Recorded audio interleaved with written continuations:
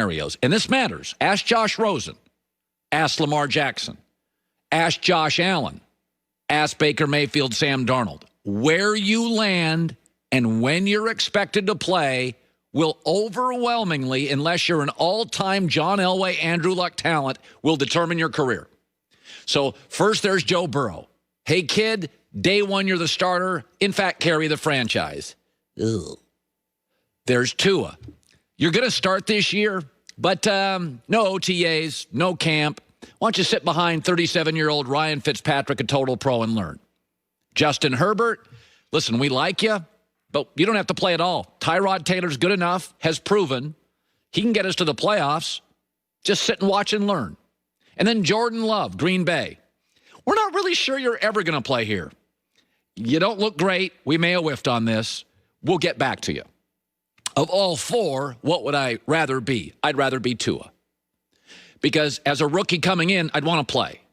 I do think you can learn things watching, but you learn a lot more quickly playing. Kyler Murray, a great example. The reality is, the best spot for all these rookie quarterbacks, I think the best coach of all these rookie quarterbacks is Brian Flores. I think their rebuild is closer than Cincinnati's.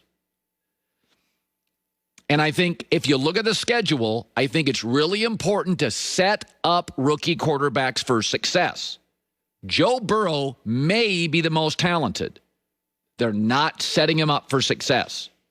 Allowing Tua to back up 37-year-old Ryan Fitzpatrick, look at the Dolphins' schedule.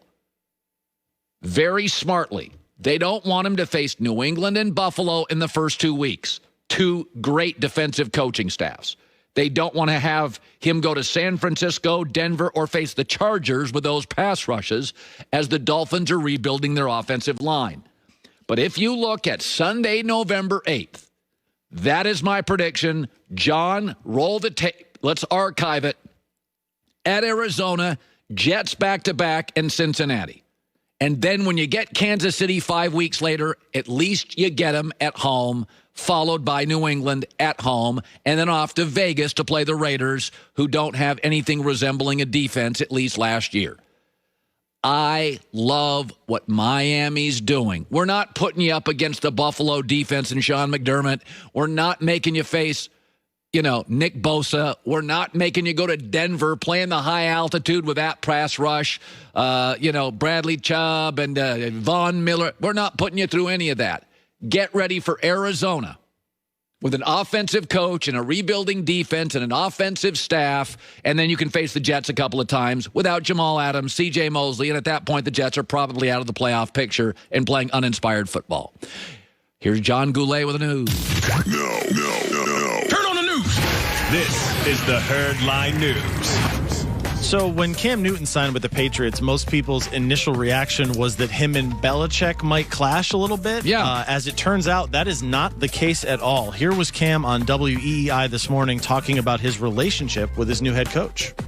Honestly, been a match made in heaven for me, just knowing that, I'm at a place where everything is pulling in the same direction and everything is geared towards winning. I think every type of stereotype that I had about Coach Belichick changed the day I talked to him. So Cam loves Belichick. Belichick has had nothing but praise for Cam's energy and enthusiasm. By the way, Belichick's lightened up. Cam maybe has grown up, and here we go. It's interesting. Now, I do think it's I think it's the first time I've ever watched that division, and I've thought, you've got another playoff team in there, Buffalo, and I think the Jets and Miami at least have a pulse, although I think the Jets have had their typical... It's a dysfunctional pulse, but it's a pulse. So it's like, again, this stuff is all great. They don't have a deep threat. They don't have a functional tight end. Dante Scarnecchia resigned offensive line coach. I think their defense will be good. But listen, it's a step in the right direction for both. Belichick's lightened up. Cam looks like he's grown up a little bit, got a little self-awareness. They both had to, right? They both had to go in that direction this year. Belichick had to lighten up because he lost Brady. As long as Cam has to prove I can be the guy again. So they had to go that way. Yeah, we have to be fair with Cam Newton here. He's working with nothing offensively. We have to temper our expectations. If Cam throws for 3,000 yards, stays healthy, 18 touchdown passes, 9 picks, runs for 700 yards. I mean, he's their best offensive. By far. So it took nearly the entire offseason, but Jadeveon Clowney finally has a job. The Titans and Clowney have agreed to a one-year deal worth up to $15 million. This reunites him with head coach Mike Vrabel, who was the Texans' defensive coordinator when Clowney had his best seasons. Clowney had some injuries last year with the Seahawks. He had just 3 sacks all of last season. The Saints also made a late push to try to sign Clowney. I don't know if you saw this. Yeah. They tried to basically do a sign-and trade with a third team where it was reportedly the Browns would sign Clowney, eat $5 million of that money, trade him to the Saints for a second-round pick. Because the Saints can't afford to sign him for what he's worth. Right. The NFL said no, so he signed with the Titans. Is this an impact move for the Titans, who were in the AFC title game a year ago? My one takeaway is New Orleans going for it with Drew Brees? They're all in. Like the Saints are like, and by the way, they should be. The Saints now have Brady in their division. This is what the Patriots should have done last year with Brady. Is the Saints are like, we think this is the last high-end year for Brees. We're going for it. We're going to spend. By the way, I saw a story the other day. The Saints are so far over the cap. The next couple years after this, they're going to have to hit 8 draft picks because they're just saying, in the city of New Orleans, we got 1 Super Bowl. If we can get a second with Brees, we don't care about a rebuild. We'll deal with a rebuild. It will be worth it. And to that point, in New Orleans, I totally agree. Brees already has his TV job lined up. That's right. So he's telling you this is pretty much it. And we're going to go for all it. In. Yeah. And finally, Bears head coach Matt Nagy has officially named Mitchell Trubisky the starting quarterback. Nagy said Trubisky won the job over Foles. It wasn't just handed to him. The Bears were so excited about this that they actually leaked it on Friday afternoon of a holiday weekend. A news dump. Yeah, he officially named him the starter yesterday. You have said repeatedly you don't really get the Trubisky thing. Well, I love the quote because this is a general manager just trying to, get the most he can out of a horrible draft pick.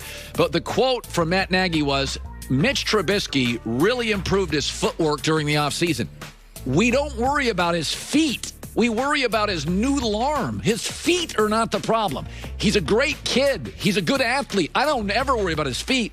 The issue is, can he throw the ball downfield vertically with Chicago's talent, which is pretty good? And the answer has been, he can't. Yeah, last year he went 8-7 as a starter, but in those 15 games, he threw 17 touchdowns. Which is crazy when you consider they have decent receivers, a pass-catching running back, and a really, really smart head coach. The Bears traded a 4th-round pick for Foles this season, and obviously he makes a lot of money. The Jags are eating some of it, but he makes a lot. By the way, Ryan Pace is the GM. He whiffed on this pick. So look at who the Bears open up with this season. Crappy Detroit, crappy Giants, bad Atlanta defenses. So it makes Trubisky look better. Ryan Pace, the GM, as Mahomes just signed a big contract. Deshaun Watson signed a big contract. The guy's Pace could have had and didn't. So if Trubisky plays okay, they move off him. They've already declined his 5th-year option. Right. So they'll say, listen, he did have a winning record. Trubisky wasn't that much of a bust. This is a GM trying to save his butt. The downside for Matt Nagy, who's a great young coach, his career now is tied to Trubisky and Ryan Pace. Good luck with that. John with the news. Well, that's the news. And thanks for stopping by. The